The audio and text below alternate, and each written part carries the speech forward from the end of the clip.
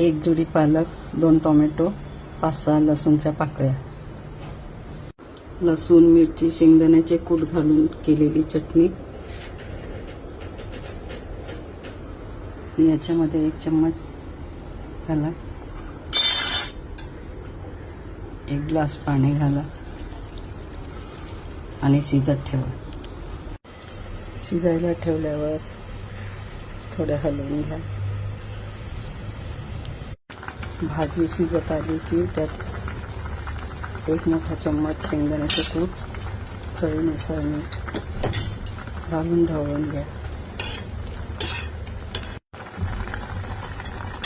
पालक शिजली आहे छान. आता आपण हिला रगडून घेऊया. भाजी थंड झाली की मॅशरने घोटून घ्या.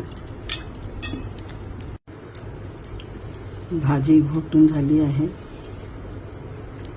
तेल गरम झाले की पालकमध्ये टाका. अर्धा टीस्पून जिरा. फोडणी झाली की पालकमध्ये घाला.